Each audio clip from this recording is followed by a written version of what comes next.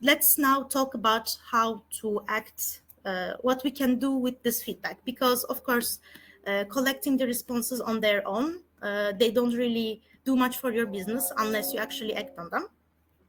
So today we are going to talk with you about a couple options that we think you can actually use for your feedback and what you can actually do with your feedback. So let's start with a few one-to-one actions that you can actually do.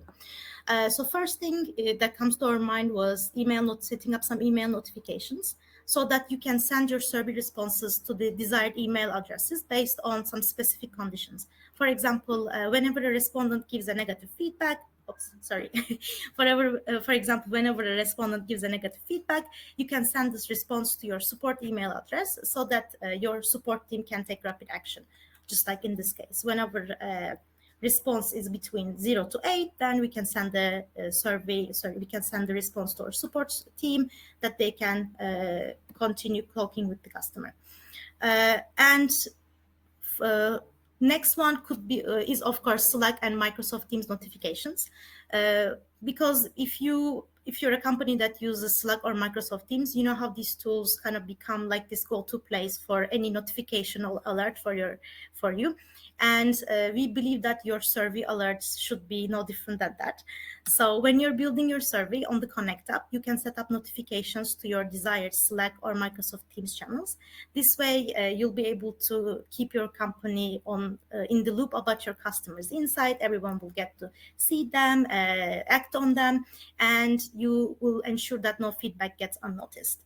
This is an example from our Slack channel. Of course, everything is test data, by the way, everything that we've been showing so far.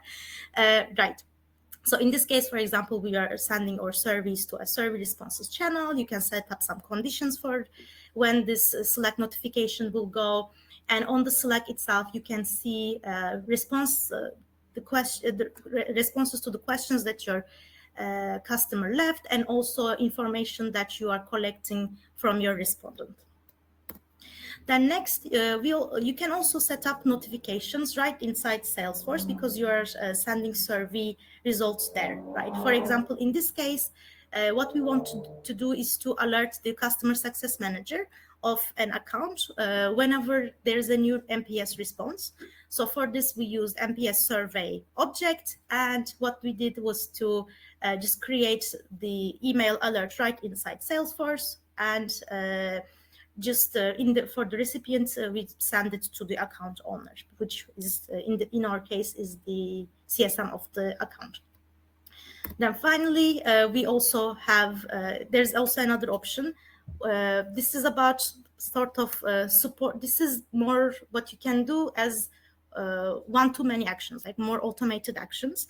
So today we are going to, this example that I'm showing here is to sending a referral program invitation email to our promoters. What we did is simply, again, using a flow, we set up a condition that whenever an NPS score is greater than or equal to 9, we set input to some value, we send a referral program email to the contact that left this feedback. But of course, you can use a similar method to support any other marketing activities of your company, right? You can invite your customers to leave a review on a platform like G2 Crowd, on Capterra, on Trustpilot. You can ask them to participate in a success study with you. You can ask them for a testimonial. So this is a good way for automating customer feedback to support marketing efforts. By the way, on the topic of referral program,